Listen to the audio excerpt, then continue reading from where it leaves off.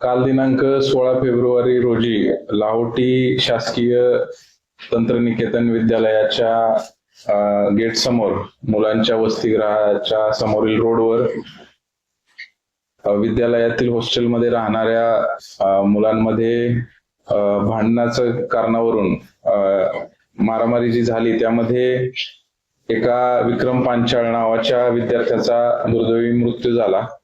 यामध्ये जखमी असलेल्या आदित्य भरत सगरे याच्या फिर्यादीवरून आपण 4 आरोपितांच्या विरोधात खुनाचा प्रयत्न करणे यासारखा गुन्हा दाखल करण्यात आलेला आहे। यामध्ये 4 आरोपी निष्पन्न झाल्यावरून त्यांना काल तात्काळ 2 तासाच्या आत शिवाजीनगरच्या डीबी पथकाने अटक केलेली आहे। यामध्ये त्याच शाळेत महाविद्यालयामध्ये शिकणारे 3 विद्यार्थी केदार क्षीरसागर, प्रणव उदगिरे आणि सुजल दिंडे तसेच त्यातील आरोपी केदार क्षीरसागर याचा मित्र श्रीधर जाधव राहणार शिवली तालुका औसा अशा 4 जणांविरोधात गुन्हा दाखल करून 4घांना अटक करण्यात आलेली आहे। त्यांना आज रोजी माननीय न्यायालयासमोर हजर केले असता त्यांना दिनांक 21 फेब्रुवारी पर्यंत 5 दिवसाची पोलीस कोठडी सुनावण्यात आलेली आहे।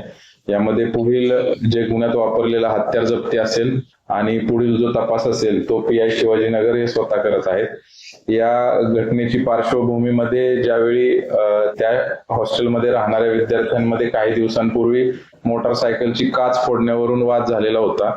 तो वाद हॉस्टेलच्या प्रशासनाला त्यांनी कळवला देखील होता, मात्र त्याच्यावर काल रोजी त्यांच्यामध्ये पुन्हा भांडण होऊन त्याचं पर्यवसन हे मारामारीमध्ये झालं आणि त्यातील जो आरोपी आहे केदार याने त्याच्या मित्राला बोलवून त्याच्या करवी या समोरच्या फिर्यादी तसेच इतर 3 जे जखमी विद्यार्थी आहेत त्यांच्यावर चाकूने हल्ला केला।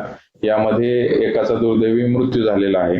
त्या अनुषंगाने गुन्हा दाखल करून आम्ही संबंधित जी घटना आहे त्याच्या अनुषंगाने हॉस्टेलनं काय कारवाई केली होती किंवा शाळा प्रशासनाला देखील त्याबाबत आम्ही पत्रव्यवहार केलेला आहे। तसेच या घटनेच्या अनुषंगाने इतर काही बाबी आहेत का त्याची देखील तपासात माहिती घेत आहोत। माननीय DIG sir Nashik range Shri Shahaji Umap sir तसेच पोलीस अधीक्षक श्री अमोल तांबे सर आणि additional SP Shri Mangesh Chavan sir यांच्या आदेशाप्रमाणे या पुढील काळामध्ये आम्ही ज्या अशा घटना आहेत त्याला रोखण्याकरता जे स्ट्रीट पोलिसिंग आहे ते प्रभावीपणे कसे होईल याकडे आम्ही मोहीम या पुढील काळामध्ये राबवत आहोत। यामध्ये जे महत्वाचे शहरातील भाग आहेत जसे ट्युशन एरिया असेल किंवा इतर भाग आहेत या भागामध्ये रात्रीच्या वेळी आणि संध्याकाळच्या वेळी जी पायी गस्त आहे ती पुढील काळामध्ये सुरू करत आहोत।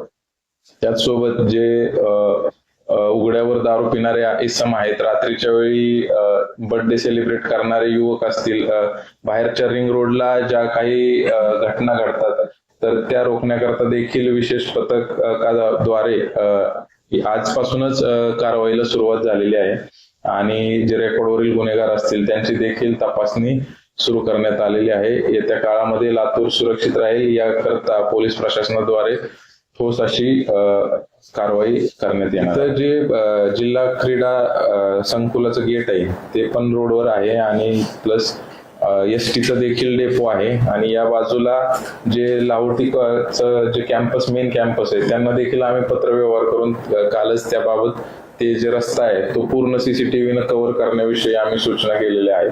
ते लवकरात लवकर त्यांच्याकडून आणि इतर दुकानदारांचे आहेत मात्र ते रस्ता कव्हर करणार नाहीत। पुढे जे नंदी स्टॉपच्या अलीकडे जी बँक वगैरे आहेत त्या बँकांचे CCTV कॅमेरा रस्ता कव्हर करणार आहेत, परंतु हा जो परिसर आहे या शासकीय विद्यालयाकडून त्या ठिकाणी रस्त्यावर CCTV कॅमेरा बसवून घेण्याविषयी आम्ही पत्रव्यवहार करून पाठपुरावा करून लवकरात लवकर त्या ठिकाणी बसवून घेऊ। अशा बाबी माझ्या तरी निदर्शनास आलेल्या नाहीत।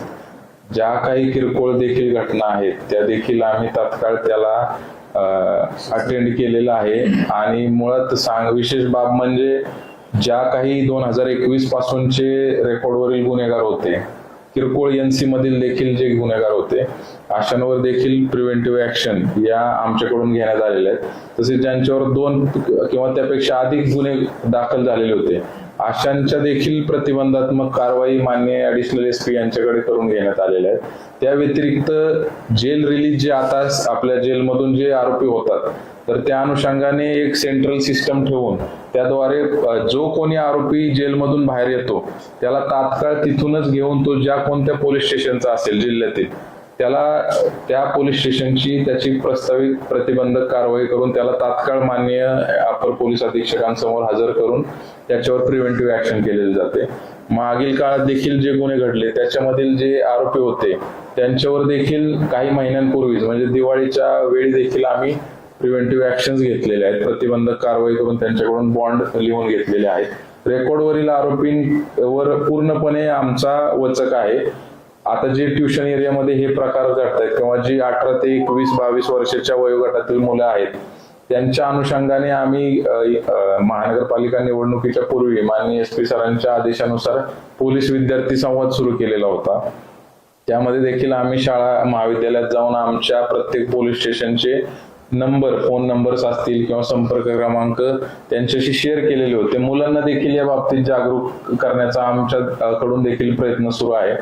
ते पण कार्यक्रमात वाढ करून जेणेकरून जे असे प्रकार छोटे छोटे महाविद्यालयाच्या हॉस्टेलमध्ये किंवा इतर ठिकाणी घडतायत तर ते तात्काळ आमच्याशी संपर्क साधून ते कसे थांबवता येतील या अनुषंगाने देखील आम्ही आता शाळा प्रशासनाला आवाहन करत आहोत की त्यांनी देखील त्यांच्या शाळा परिसरात चालणाऱ्या गोष्टी किंवा अशी काही मुलं असतील तर ती आम्हाला वैयक्तिकरित्या कळवावीत जेणेकरून आम्ही त्यांचे कुठेही नाव न लीक होता आम्ही त्या विद्यार्थ्यांच्या असतील किंवा विद्यार्थ्यांच्या सोबतीने जे बाहेरची मुलं येऊन शाळा प्रशासनाच्या प्रांगणामध्ये किंवा ट्युशन एरियामध्ये क्लासेसच्या परिसरामध्ये गोंधळ घालत असतील त्यांचे फोटो जरी काढून आम्हाला दिले पाठवले तरी आम्ही त्यांच्यावर आमच्या पद्धतीने योग्य ती कायदेशीर कारवाई करू.